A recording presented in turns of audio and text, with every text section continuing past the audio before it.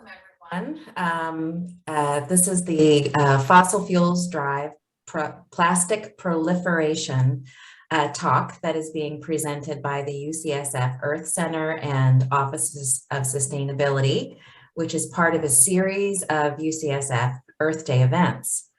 Today, Drs. Marty Mulvihill and Tracy Woodruff will talk about the strong connection between the fossil fuels industry, climate change, and the many environmental chemical exposures we are enduring as a result of petrochemicals, the byproducts of fossil fuels. Before we get started, I'd like to tell you a little bit more about our speakers. Marty Mulvihill is the co-founder and a managing partner in SaferMade, a mission-driven venture capital fund investing companies and technologies that reduce human exposure to harmful chemicals. SaferMade invests in teams that bring safer products and technologies to market, tell a unique story, have the potential to change their sectors, and protect our health and natural world. Marty's experience as a chemist showed him that safer product solutions already exist and need attention and capital to get to market. Marty is also an advisor at the Berkeley Center for Green Chemistry, which he helped create and where he served as the initial executive director. Marty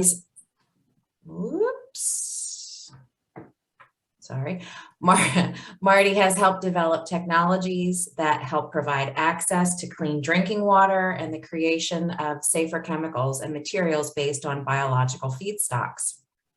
He's created safer chemicals and materials for the personal care, construction, electronics, and textile industries.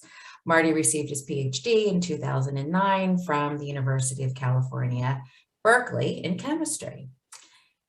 After Marty, we'll hear from Tracy Woodruff, who is a professor in the Department of Obstetrics, Gynecology, and Reproductive Sciences at the University of California, San Francisco, the director of the Program on Reproductive Health and the Environment, and the director of our very own Environmental Research and Translation for Health Center, the Earth Center, that is co-sponsoring today's event. She is a world-recognized expert in research on understanding exposures to environmental chemicals, their effect on early development, and translating scientific findings to improve clinical care and health policy to prevent prenatal exposures to harmful chemicals. Tracy Woodruff has authored numerous scientific publications and book chapters, has been quoted widely in the press, including USA Today, the San Francisco Chronicle, and the New York Times. Before joining UCSF, Tracy was a senior scientist and policy advisor for the US EPA's Office of Policy. She was appointed by the governor of California in 2012 to the Science Advisory Board of the Developmental and Reproductive Toxicant Identification Committee. Tracy holds a PhD in bioengineering from a joint program between UC Berkeley and UCSF and a master in public health degree from UC Berkeley. So without further delay, I'm going to hear from Dr. Marty Mulvihill, and then we'll move into Tracy's presentation, and we'll take questions at the end. I encourage you to put questions in the chat and chat amongst yourselves. It's always nice to get a dialogue going, but we'll plan on rejoining the group after both presenters have given their talks. Take it away, Marty. Excellent. Thank you, Anne-Marie. Thank you for the introduction. And thank you to UCSF and the Earth Center for inviting me here to talk today. I'm excited to see that you're extending Earth Day all the way across a few months, as seems well deserving of the challenges at hand. So I'm excited to be here today to talk a little bit about chemistry, climate change, plastics, and the fact that we are at a transition period, and it's an important opportunity for action, because now is a time when people are aware of chemicals, they're aware of plastics, they're aware of climate change, and I think we have an opportunity as companies make investments in new infrastructure to make sure that the next generation of chemistry is healthier than the generation we have currently. And I think you'll see some stark reminders of that in Tracy's talk. So at SaferMade, we invest in companies that eliminate hazardous chemicals from the environment. but we also think a lot about the connection between feedstocks, use, and sources. So I want to start today's talk by giving you some context for where chemistry comes from today. The vast majority of our synthetic chemistry comes from fossil resources. So over 85% of the synthetic chemicals we come into interaction with every day do in fact come from either gas or petroleum. So what does that mean? What does that actually mean? It's important for a non-chemist to remember that everything that you can see, touch, smell, it's a chemical. It might be a synthetic chemical, might be a naturally occurring chemical, but if you can interact with it, it's chemistry. And so when you're thinking about what this means, that 85% of all of our synthetic chemistry comes from petroleum, this is everything from your yoga pants to your fleece jacket to thickeners in your food to, of course, the plastic packaging that comes around your food to many of your personal care products. They're all mostly derived from petroleum products. That's the first and most direct connection between the petrochemical industry, which of course has climate impacts, and chemicals. But it's not the only connection between chemical pollution and climate change. In fact, there are three ways that unfortunately chemical pollution and climate are really tied together. So the first is related to the fact that we use petrochemical feedstocks, and that's that as we make industrial chemicals, we emit CO2. In fact, 18% of all industrial emissions come from chemical production. That is more than steel. That is more than iron. That is even more than concrete, which gets a lot of attention in the global warming world. So chemicals and chemical production absolutely have a significant footprint when it comes to CO2 emissions. But that's not the only way they interact.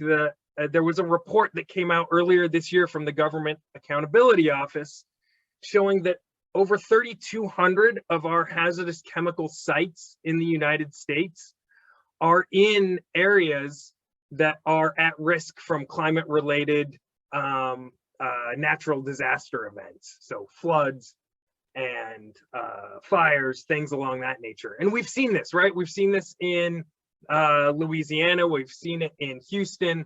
After hurricanes, you have large chemical facilities, water treatment plants, other facilities near bodies of water that end up releasing large amounts of chemicals as a result of climate exacerbated events. So that's the second connection. We have the production of chemicals leading to the warming of the climate. We have the warming of the climate leading to more pollution from industrial chemical facilities. And the last, and in some ways the most worrisome in the current context where we need to be thinking about ways to promote ecosystem and health resilience, is the fact that often chemicals and climate change act together to make ecosystems and organisms less resilient to change. So just as increasing temperatures often can lead to things like oxidative stress in microorganisms and higher organisms, chemical pollution often acts through pathways of oxidative stress. And so as we think about reducing our climate impacts and improving the potential for resilience, it's going to be critical that we decrease the amount of chemical pollution that we're emitting into the environment. So is this going to happen, and why is this a time for change? So the last thing I want to point out about the current state of the chemical industry is that there is currently a large investment going on that is shifting from fuel production to the production of chemicals and plastics.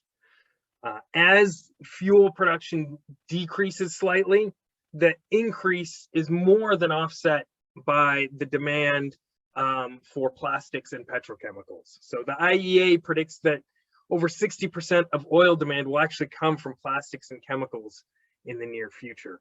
And as you'll see in Tracy's talk as well, both plastic and chemicals production are increasing rapidly. And so why is this an important call for action now? You got to remember that anytime we build a new chemical plant, it will in fact stay in operation for at least 20 years. So these things are expensive. They take a lot of time and effort. And if we're going to do them, we're going to lock ourselves into whatever they're producing. We've seen this before, and it's one of the things that makes me most motivated to get people aware of the fact that if we're going to build new production capacity, and we need to continue building production capacity, we need to build it in a way that looks safer. So is that possible? And the answer is absolutely yes. In fact, we associate chemistry with petroleum today, and that has been true since the 1920s or 1930s, that there's been such a direct overlap between the production of chemicals and the production of petroleum. But the reality is chemistry has been around for a long time. Chemistry is just the study of manipulating matter. And we've used it for manipulating metals, for manipulating minerals, for fixing nitrogen, creating dyes. And it's recently that plastics have become the dominant player. They don't have to be the dominant player in the world of the chemical industry. And so as we look ahead, what does the future of the chemical industry looks like is what I want to consider for the rest of the talk. And one thing to call it would be green chemistry, but more important than that is chemistry that does three things: chemistry that protects human health, chemistry that's optimized for its full life cycle, so you understand where it's coming from, but also what's going to happen to these chemicals at their end of life. And finally, chemistry that is optimized for climate resilience. And that means decoupling chemical production from petroleum production. That means creating chemicals that are not persistent in the environment and creating chemicals that are in fact safe for human health. So if we can create a future of chemistry that meets those three criteria, I don't care if you call it green chemistry or sustainable chemistry or safer chemistry, I just want to see these three considerations at play. And so since today we're talking a little bit about the connection between petroleum and chemistry, I want to spend a little time thinking about the question of what does it look like to decouple chemical production from petroleum production. Will bio-based chemistry get us to the end state that we want? Is it possible to decouple these things? So this is my only slide with chemicals on it. I just, I can't shake my old chemist's habits, but I put this up here not because I expect you to name or understand every one of these molecules, but I do think it's interesting to see, even as a non-chemist, some of the differences between what we pull out of the ground and what we get from biological resources. So first and foremost, what you'll notice is that petroleum chemistry is all of the carbon that hasn't broken down over the last few million years. So what does that mean? That means it's mostly carbon and hydrogen. It has a lot less oxygen, nitrogen, sulfur, phosphorus, what we call heteroatoms.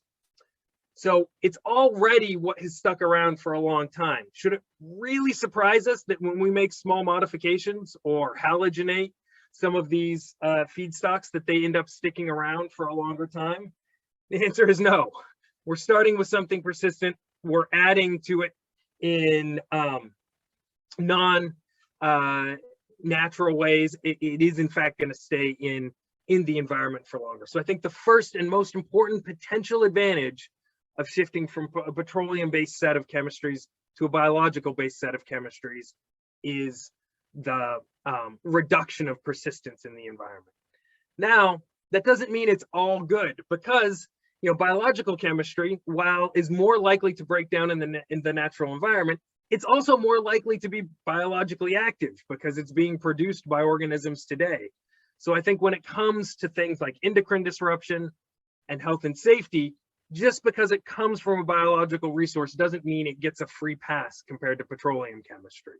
So the two advantages of biological chemistry are, number one, reduced persistence. Number two, a lower carbon impact. But the disadvantages are you need to still consider biological activity And the other disadvantage is it takes a new set of tools to work with it. So we have an optimized set of tools for working with petroleum that we've developed over the last 50 years. We need to rethink how we actually simplify our feedstocks rather than building them up, which is an interesting opportunity for innovation, but is going to be a challenge to shifting from petrochemical to biological feedstocks. So I also want to take a few moments to talk about bioplastics. So those were small molecules made from or found in nature versus those that are found in petroleum resources. It's interesting to think about the plastics that are called bioplastics. The first and most important thing to point out to a general audience is that bioplastics talk about where the carbon comes from, not where the carbon goes to at its end of life. So you can make bioplastics that are exactly the same as their petroleum counterparts. So they might have a lower carbon footprint, but they still use all of the same additives. They still have all of the same environmental persistence of their petrochemical cousins. When it comes to the end of life, we're a fan of considering composting rather than a broad term like biodegradation at the end of life for ensuring that things don't persist in the environment. We believe that ideally polymers should decompose not only in industrial facilities, but also in backyard facilities and also in aquatic facilities, especially things like wastewater treatment plants where a lot of this stuff ends up. So we believe that anytime you see a claim around biodegradation, so bio-based, you should be able to prove it comes from a renewable resource. Biodegradable, you need to know what location, how long, and how much of it is turned back into CO2 in order to make any claim. So we're really a little bit hesitant to promote bioplastics, but we do see, just like shifting from petroleum to bio-based feedstocks has some advantages and disadvantages, shifting from petroleum plastics to bio-based plastics has both advantages and disadvantages, and they should not ever all be lumped together. So the last note we want to talk about when it comes to the use of bio-based feedstocks is that many bio-based feedstocks, say paper, for example, still rely on traditional chemical inputs to provide function. And so this is an important piece of the puzzle here is you can't just ask paper or plastic. You need to find out through transparency initiatives and through working with the industry, what else goes into making a product. We often find that the biggest environmental impacts occur by choosing the base chemistry, so plastic versus paper versus metal. But the biggest health impacts actually come from your choice of functional barrier solutions. What type of coating, what type of color, what type of additive, what plasticizer, those matter more than the choice of underlying material. So you can find hazardous chemicals associated with any base material. So that brings me to how do we avoid hazardous chemicals? And I believe that we need to take a class approach. And when you look at the universe of chemicals, and Tracy is going to tell you about how large that universe is in a second, but when you look at the very large universe of chemicals that we have in society, you'll see that if we're going to make change rapidly, we need to start grouping them together. And rather than trying to either understand, study, ban, or replace one chemical at a time, we need to start thinking about families of chemicals. And this could be families of chemicals based on structure. So that's the way a chemist would think about it. But it's also families of chemicals based on endpoints like persistence or endocrine disruption. And it's also families of chemicals based on function like water repellency or preservatives. All of these are important chemical classes. And I think that if we're going to drive change more quickly, one of the most important things we can do is get better at defining and taking action against whole classes of chemicals. I'm really excited to see that in the world of perfluorinated chemistry, we're seeing both regulatory, NGO, and industry pressure all moving forward against the class. If only we would have done the same thing with the bisphenols rather than focusing on bisphenol A 10 years ago. I think we would be in a better spot. So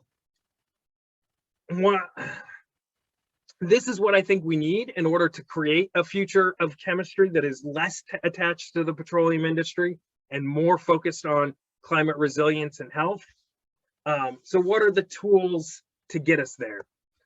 The first is that there are already opportunities to bring safer chemistry to market. And the reason why this is the fact that no one actually buys chemistry. They buy function. And you can find both of these reports on the Safer Made website, but we see this in every industry, whether it's food packaging or textile and apparel or building products or electronics. Every industry knows that they have chemicals and materials in use today that are not desirable. They're not desirable because they belong to one of these classes of concern. They're endocrine disruptors, they're PFAS, they're bisphenols, or because they're looking for bio-based alternatives. And when you look by function rather than by chemical, you often find that solutions aren't just chemical in nature. Designing a new way to deliver a product may be as good of a way to eliminate hazardous chemistry as doing a chemical for chemical swap out. So we really think that focusing on function is key for removing hazardous chemistry from current existing products. And the good news, people are already demanding it. And the way they're demanding it is by looking at ingredients. When I give this talk in person, I always ask for a show of hands who looks at ingredients on the things they buy. And we find that that act of looking for ingredients, looking for claims on chemicals, even if it's not perfect, and we shouldn't put all of the responsibility on the consumer. I don't say that this is the answer, but what I do say is that this is creating the environment where safer chemistry can succeed. And in fact, that's why we believe that investing in safer chemistry is a part of the solution. While we're a very small piece of a much larger puzzle, you can see that even a focus on safety has benefits in terms of carbon dioxide, reduction of waste, and reduction of plastic. So our fund focuses on hazardous chemicals, but as a result, actually find that the companies we invest in are also addressing these other sustainability metrics. And that is because chemicals, petroleum, and plastic are also closely interrelated. If we find a solution to one, and I'd argue it makes sense to start with the toxic stuff, then we actually get a solution to all of them. So with that, I want to say thank you, and I look forward to addressing your questions. Turn it over to you, Tracy. Thank you, Marty. That was a really great presentation about the link between fossil fuels and chemical production and some of the aspects, plus a little short chemistry lesson in the middle of there. So thank you very much. And now I'm going to talk about, kind of extend that link to what are some of the relationships to health outcomes and why we're seeing such an important area of focus on fossil fuel and plastics, chemicals, and human health. So I just want to say, I want to also acknowledge the work that we've been doing as part of the UCSF Earth Center. So we're very excited to be funded by the National Institute for Environmental Health Sciences to provide support at the University of California, San Francisco to expand research on environmental exposures and their influence on human health in a variety of mechanisms. And this is the mission of our center, which is to transform the approach to studying harmful environmental pollutants that undermine health and human development and contribute to chronic disease and health inequities, which I will talk about in this presentation. So our big motivating work here is that we're seeing a rise in a number of different chronic health conditions that have been going on for the past 20, 30 years, particularly in our more vulnerable populations, such as children. So people are probably may not be familiar, but we've seen an increase in rates of neurodevelopmental outcomes, in particular autism. In fact, new data just came out a couple of months ago that autism rates are still increasing in the United States, with an even larger percentage than I have here with autism or other neurodevelopmental conditions such as attention deficit and hyperactivity disorder. We've also seen increases in other chronic diseases in children, including asthma, obesity, diabetes, and certain childhood cancers. But this is not just isolated to human health populations. We're also seeing changes in the ecosystem, particularly as manifested through various wildlife populations. So this was an article based on this was a article in the New York Times, was based on a publication in Science magazine about the fact that there's been declines in insect populations, which has been named the insect apocalypse. And there was also another article published in Science about how there's been seeing declines in, and this was about birds that have been disappearing in North America over the last 50 years. So we're of course very concerned about some of the things that, what are the external sources that are changing that can be contributing to these clearly adverse effects in human and animal populations. And so Marty talked about the fossil fuels as a primary driver of chemical production. And just to give a more context on chemical production, this is data on US chemical production in the United States. Well, this goes from the 1940s to 2007. It still is continuing to increase. I'll show some more contemporary data, but you're seeing that as we've had kind of a revolution in the use of fossil fuels and petrochemical production, we've seen an increase in all the different chemicals that Marty's already mentioned, including PFAS, plastic chemicals, flame retardant chemicals, and used in many and different varied products that we come into contact with. So to also illustrate this link is we can see that, as Marty talked about, you have natural gas production, and we're seeing these intermediate byproducts, PVCs, vinyl chloride, ethylene glycol, styrene, polystyrene. These are all chemical names, but they're important because we're also seeing exposures to these chemicals in human population. And I just want to point out something that people may not know, because people are probably familiar that ExxonMobil is a fossil fuel producing company, but they're also the biggest producer of phthalates, which is a chemical used in plastics, which I'm going to talk a little bit more about in terms of the human health implications in this talk. And I just think that it's really, just to again reiterate what Marty was saying in his presentation, is that the production of ethylene as a feedstock is more lucrative than the sale of methane and ethane for fuel, heat, or electricity. So there's a real financial incentive to use this feedstock, which is more lucrative than using it in our homes for making petrochemical fuels. And this has implications for the approaches we take to address the production of chemicals and their influence on human health.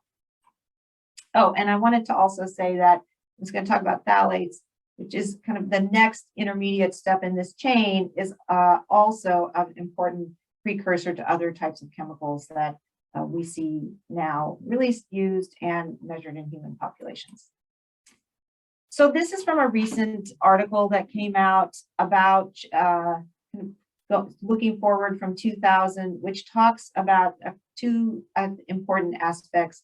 It marks the measure of global production normalized to the year 2000 of, again, these different feedstock chemicals that were just on the previous slide. So ethylene, benzene, toluene per capita, meaning that we're seeing an increase in the amount per person going up over time. And there's an increase again in chemical industry totals globally, plastics and pesticide active ingredients.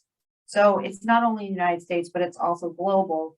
And this other illustration on the right here shows that there's recent estimates about how chemical production is exceeding what's called one of the 9 planetary boundaries. This is a concept that's put together by some researchers talking about that these planetary boundaries are critical for maintaining the safety and health of our ecosystems, including our animal and human populations, and that if you should exceed one, that puts humans, animals, as well as the other related systems at risk. And so obviously climate change is a well-known example of a planetary boundary that's currently being exceeded, but this new paper illustrates that data on chemical production, which they call novel entities, but is really chemical pollution. The estimates are now that we are exceeding also the planetary boundary for chemical pollution.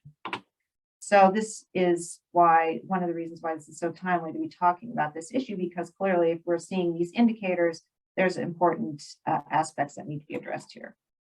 So to illustrate this a little bit more about us and human populations, is if you look at the amount of chemicals produced in the United States, and this is data that EPA collects on every sort of 3 years through a chemical data reporting system. And I will note that this is an incomplete data reporting system, so we have a lot of reasons to think that this is an underestimate, but the amount of pounds that are being produced in the United States comes out to about 30,000 pounds of industrial chemicals are produced each year per person.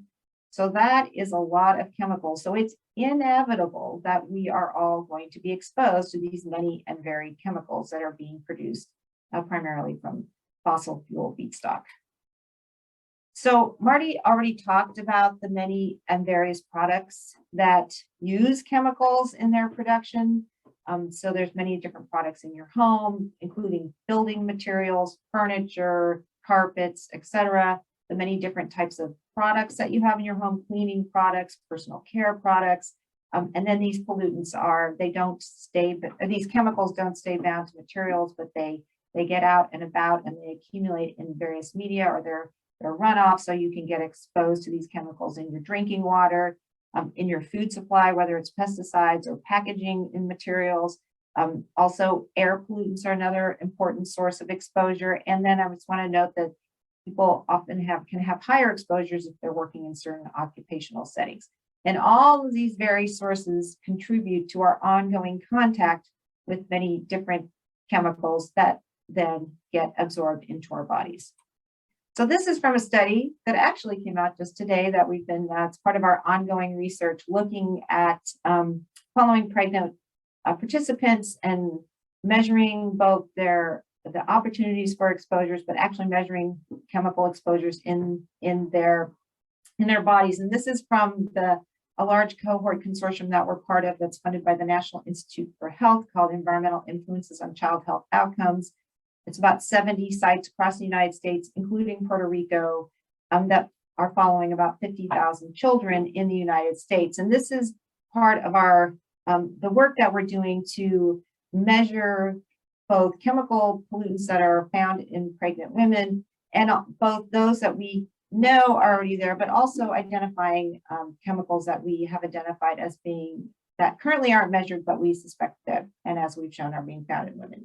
And what the study finds is that we're seeing many and varied chemicals that are measured in pregnant women, and some of them are increasing over time as we're seeing various kind of activities happening, either whether some chemicals are being phased out, others are being replaced, they're being replaced with other chemicals or chemicals that we haven't previously measured in pregnant women. And let me just give you some chemicals that overlap with some of the chemicals that Marty talked about. So chemicals that we're measuring in pregnant women include phthalates. So as you remember, that was one of the feedstock chemicals that are coming from the fossil fuel companies, including other types of plasticizers that are used in plastics. This group of chemicals, benzophenones and parabens, which are chemicals that are found largely in personal care products, again, a petrochemical derivative. Bisphenols, which Marty also mentioned, pesticides, including and flame retardants and polycyclic aromatic hydrocarbons. So the reality is that these chemical exposures, particularly during pregnancy, do not stay bound within the blood system, but they cross the placenta and they enter into the fetus.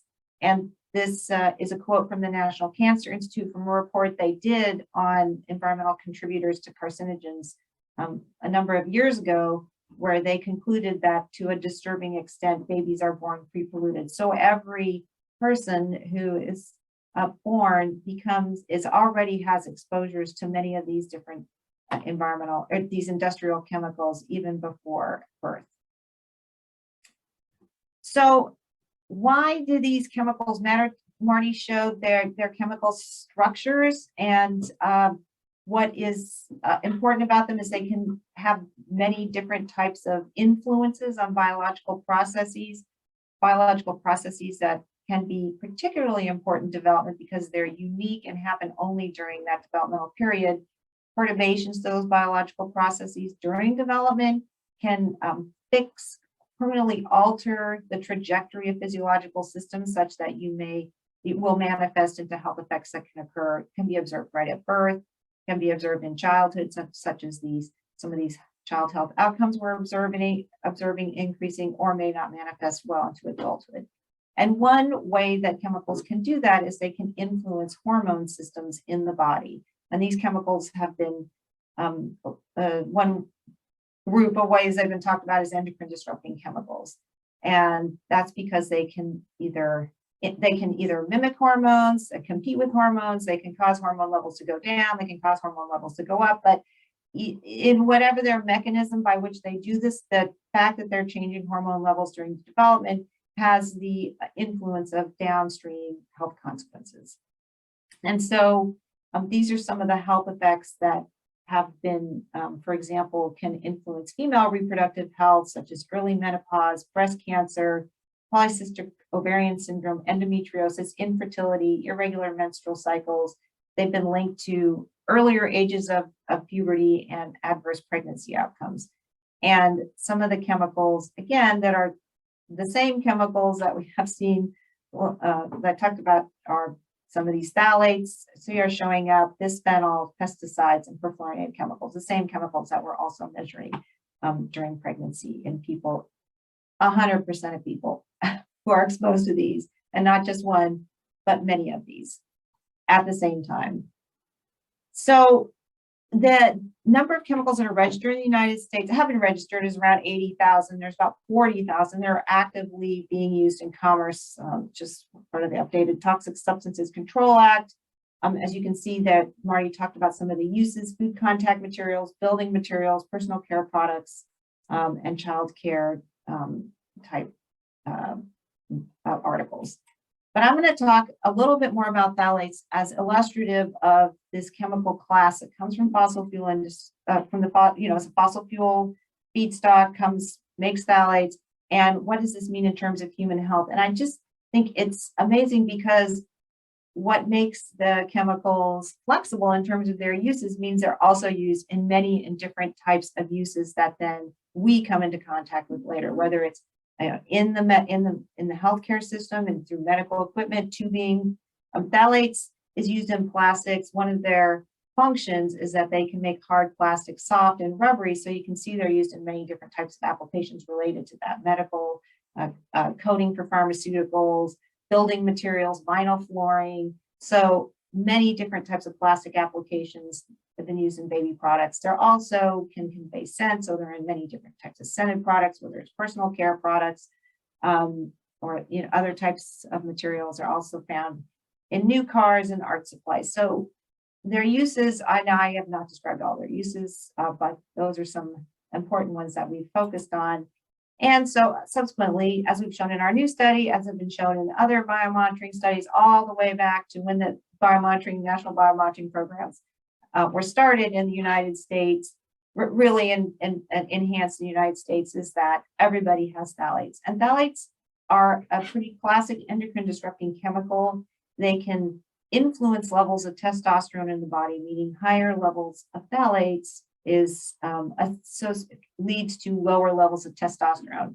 And testosterone is extremely important, particularly during fetal development, as there's an increase in testosterone levels, which then precede proper male reproductive development. So not enough testosterone, not enough male reproductive development, you can have really obvious birth defects, but you could be affecting a man's ability, sperm quality count, et cetera, later in life, or you could be influencing risk for cancer. Those data now show that certain phthalates are a male reproductive developmental toxicant. They can lead to reduced fertility. It can also have effects on brain development also. So you can see learning and behavior problems. It can also influence metabolic processes, which can adversely lead to effects such as obesity and diabetes. And again, these are chronic health conditions that we're seeing increasing in the human population. I just also want to talk about the fact that many of these chemicals are inequitably distributed in the population. So Marty talked about emissions that come from toxic, from contaminating facilities. We know that a lot of those facilities are more heavily located in Black, Brown, and Indigenous communities, but there's also other sources of exposure that are unequally distributed in the population. In this example, there are racial disparities in phthalate exposures. Black women have been documented to have higher exposures of phthalates. And this is from a study done by Ami Zoda, looking at this contribution has a source that's from beauty-related products, and this is there's been a lot of focus in this area on racist marketing practices or beauty norms that have led to increased use of certain products that can have toxic chemicals, leading to racial inequities in exposure, which could also be contributing to health inequities. So just want to note that this has also been identified by leading health societies and professional societies, including American Congress of Obstetricians and Gynecologists. Done work on this also here at the Earth Center and the Program on Reproductive Health and the Environment. Here's some more articles that have come out. And so we also are another aspect of the link between fossil fuels and the petrochemical industry is the link to health inequities that we see in the population, whether it's because of location, products that are products, or in some cases, higher occupational exposures, which can also happen.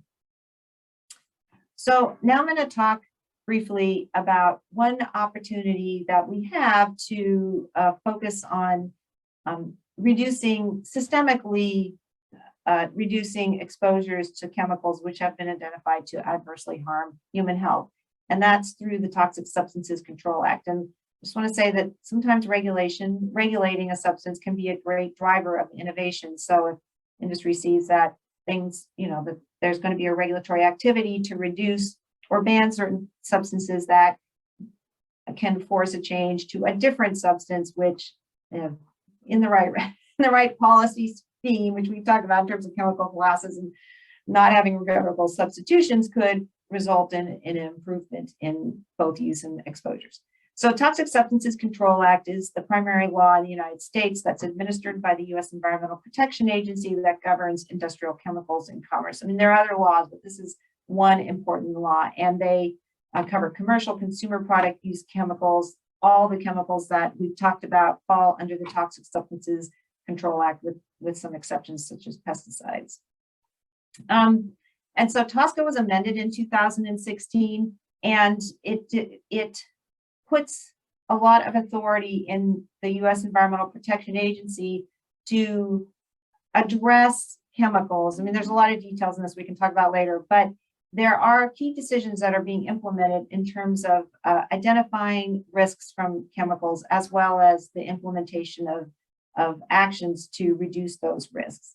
I just want to note that the other important feature of this law is that actions that are taken by the Environmental Protection Agency on individual chemicals will override state authorities in this area. So it's even more important that we have engagement on this law because it will influence all of our exposures. And the other thing that's really important about this law is that it does require the Environmental Protection Agency to address susceptible subpopulations who may be at greater risk than the general population. That includes from exposures to a chemical substance or mixtures, which includes infants, children, pregnant women, workers, or the elderly. So there's a statutory obligation for EPA to consider these sensitive subpopulations while they're looking at chemical risks. And I want to note that some of the chemicals that are on their docket right now are the ones that we have been the focus of our talks, including a group of phthalates. There's about 5-6 phthalates here, as well as the phthalate that is used to produce all these phthalates, which is phthalic anhydride, so like the parent phthalate. Formaldehyde, which is another petrochemical product, as well as flame retardants and chlorinated solvents. So I'm going to conclude because we can now have time for questions and discussion. So we are seeing that these fossil fuel derived petrochemicals that we are widely distributed, and there's widespread exposure to these chemicals, particularly during these vulnerable periods of development. We know these chemicals can adversely impact maternal and child health, and that the fossil fuels can increase our chemical exposures while at the same time contributing to climate change. So reducing fossil fuels can reap a double benefit for climate change and improved health. So I think that's another important aspect when we're looking at policy and systemic changes, is that fossil fuels, in addition to climate change, we can also have very direct human health benefits. But this systemic change, we do need systemic change to address this. Marty is completely right that individuals can make choices at the marketplace, but many of these choices are beyond our control, including, location of plants, use of plants, et cetera. And so it's really important to have everyone's engagement. And public policy is really the best solution for fair and equitable approaches to reducing harmful exposures. So thank you.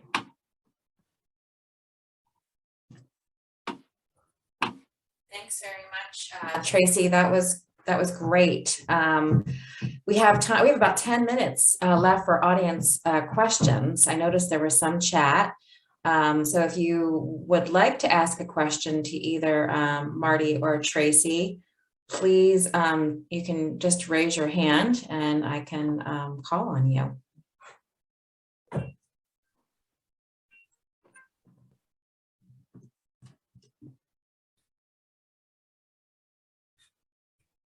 Yes, Nick, please. Thanks, Anne-Marie. Thanks, Martin, and thanks, Tracy. They were excellent presentations.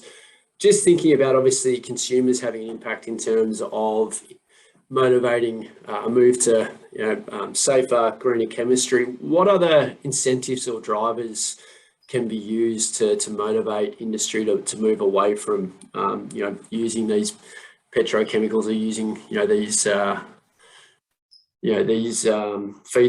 feedstock of ethylene to produce phthalates? What else can be done outside of just consumer pressure?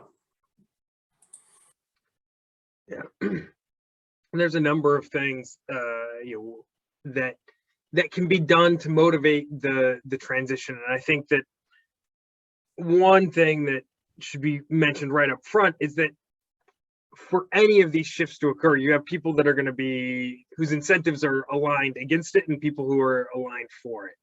So the incentives to shift away often have to do with folks that have goals around reduction of fossil use. You have the protection, the advantage of avoiding some of the regulatory burden that Tracy brought up, so that you have regulatory drivers absolutely being important, and even not even actual regulatory drivers, but the threat of regulatory drivers being very effective at getting people to reevaluate the chemistry that they're using. You also have interesting opportunities to kind of shift supply chains. So we're seeing a lot of pressure that has to do with how do you control local production, and so that's another opportunity to change. That not always, but it's a chance where you can bring in this topic of safer choices. So I think that there are a lot of reasons why people make choices. Absolutely, the fact that there is demand in the marketplace is one of them, but that's only part of the whole equation. I don't know if you have stuff to add, Tracy. I just was going to add that we talked about policy change, which has a set of drivers, but I think also a component of this is transparency. You showed the picture of someone looking at the bottle, and it's great for personal care products. They have to list all the ingredients, but that is not true for, maybe pesticides. And one of the challenges is if we improve transparency of what chemicals are used in what products, and that probably does require a policy change. It would be that would actually help provide information for actions to identify which chemicals are being used where, and then help prioritize how to reduce them. So I think transparency is another really important tool, which there's again, incentives not to be transparent though, because then you can say that people will perhaps not use your product. Transparency up and down the supply chain too. Right, up and down the supply chain, exactly, Happens yeah. a lot. So it's not just about the consumer making that choice, Right. but there's a lot of other people who make that choice. And so transparency, absolutely top of the list. Thank you for that question, Nick, and Tracy and Marty, for your responses. Skimming the audience, if there are any other questions or comments.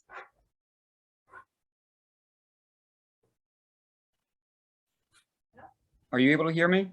Yes. Yes. So maybe I missed this, but can you offer a little more detail about how this shift from petrochemicals being used for energy to chemicals or plastics, does that shift the concern away from atmospheric emissions and to more like terrestrial and human health concerns, or does a lot of carbon still end up in the atmosphere at the end of the day? Yeah, no, it's true. It does actually shift where some of the risks are.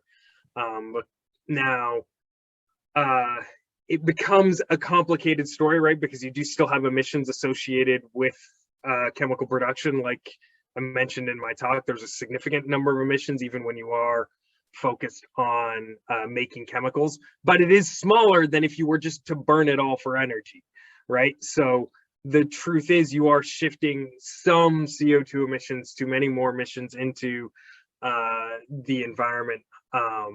The other reality of it, though, is that some of the emissions of breakdown products are higher GHG potential, right? So they're not CO2 because you're not burning it, but you end up with methane, you end up with some of these other smaller molecular weight but very high greenhouse gas absorbing molecules being emitted. So it ends up being a very complicated story trying to reduce it all to CO2 equivalents. My gut feeling is that if you were just to use CO2 as a driver, the shift from fuels to chemicals and plastics is a small benefit from just a CO2 perspective, but you add all the rest of this in and it looks like a regrettable substitution. Right, I mean, I think, right, the methane emissions are also super important. That's why we're seeing as part of climate change measures, addressing climate change, the move away from natural gas use to electrification.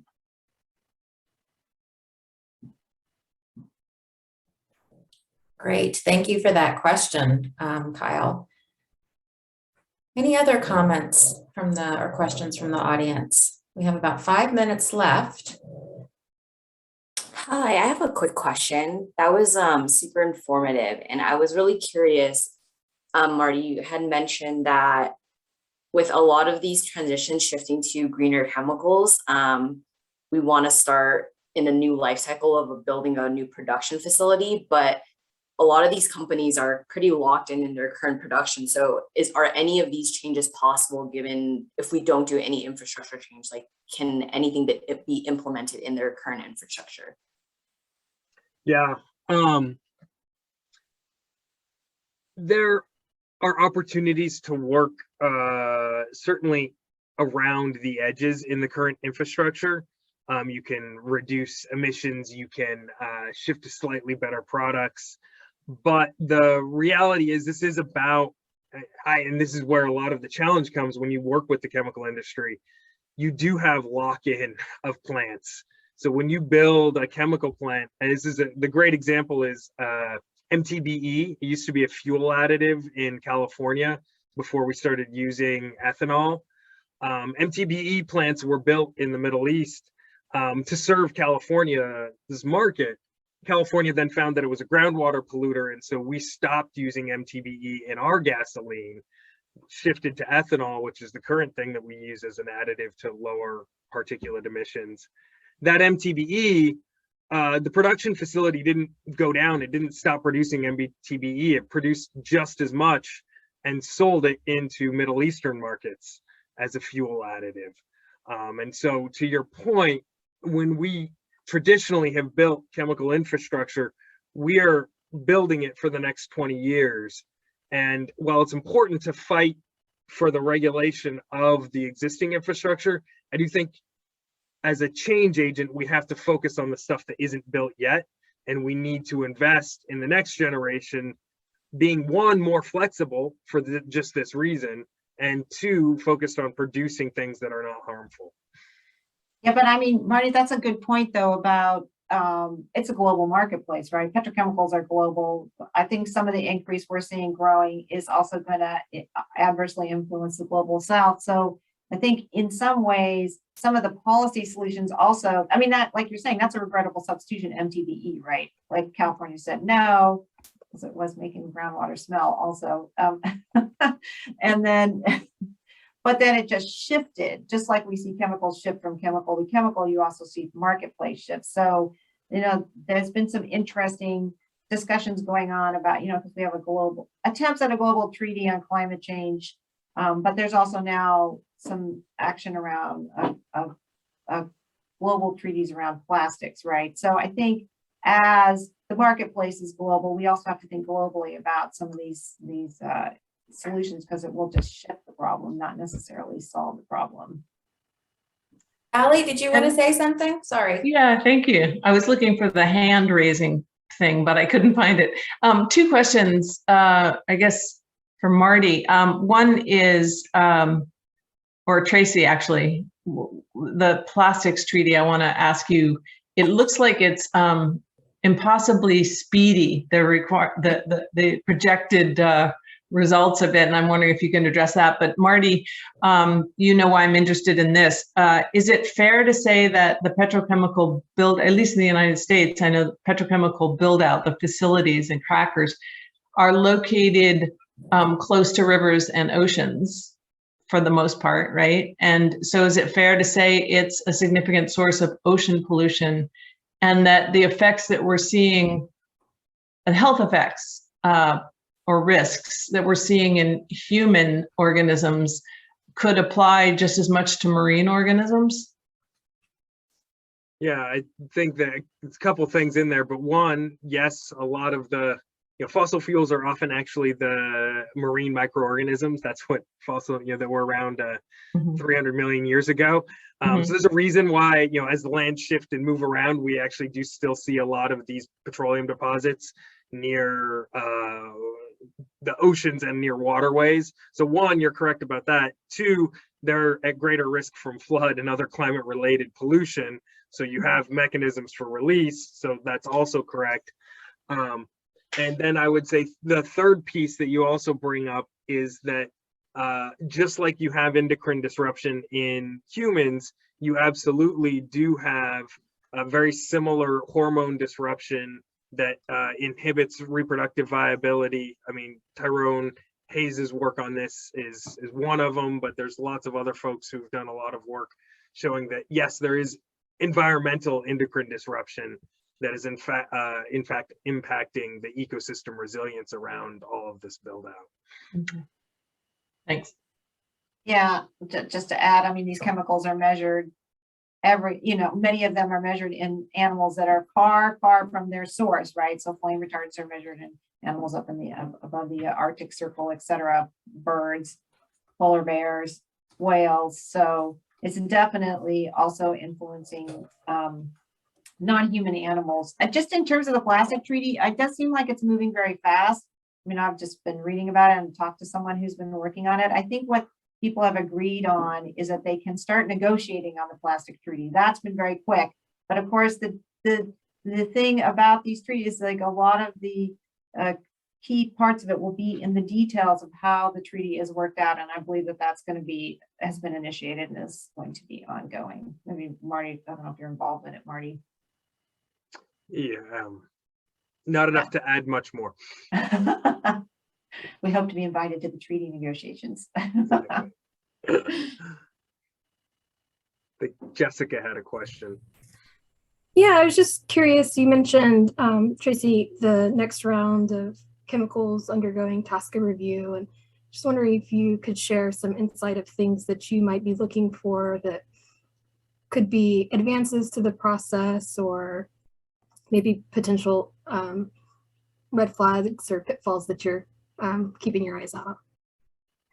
Yeah, so under law, EPA, it's for chemicals that were existing on the market in 1976, which is a large number of chemicals. So not new chemicals. So there's two different programs under TSCA, chemicals that were already in use, which actually most of the chemicals we're talking about today, and then new chemicals.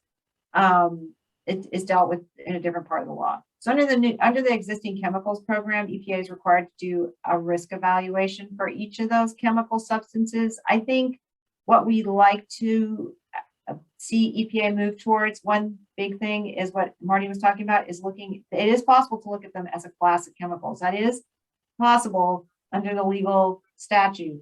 There has been a petition to do that. EPA has not responded to that. So, and they have phthalates, which have already been identified a class, regulated as class under the consumer product. A law that was passed, the Consumer Product Safety Commission already looked at them as a class. Unclear, we've made public comments on that.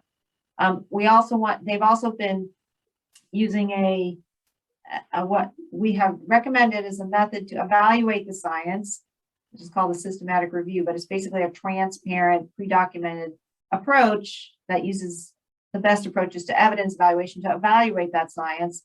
However, EPA's method is still lacking. So we're also, and that will influence whether they find risks or how much risks, et cetera. So we're still monitoring that. And then how do they account for susceptible subpopulations is also has been unevenly applied, and is another focus area of ours. Is, are they really going to really account for these very, much more sensitive effects that occur during development? So I think those are the three areas that we think are most opportune. We do have a blog that we cover most of the TSCA issues on, so maybe Alana can put it in the chat where we talk, when key issues are coming up, we do cover them. I didn't mention there was the first 10 chemicals that EPA was covering, which has already kind of gone through, but Marty and I were talking about, there are some very famous solvents in that list that we're monitoring what EPA is going to be doing also. So like TCE, perchloroethylene, 1-bromopropane. So that's kind of the high level overview of the existing chemicals work that we're doing. Great, thank you. We're a little over, but it's been a great discussion. If anyone has a last question, we can just give it a minute. Otherwise, I'll give it a minute. Any last questions? Okay, well, thank you everyone for joining us today. Special thank you to Marty and Tracy for your expertise and your time. I also like to thank our co-sponsors, the UCSF Office of Sustainability, for putting this on, as well as the rest of their series of events. So be sure to check out their website and sign up for their mailing list. And then stay tuned for other Earth events too, as we've got a whole bunch of things happening in the next few months. And you can join our listserv as well, earth.ucsf.edu, and there's a link to subscribe. Thank you everyone, and have a great day.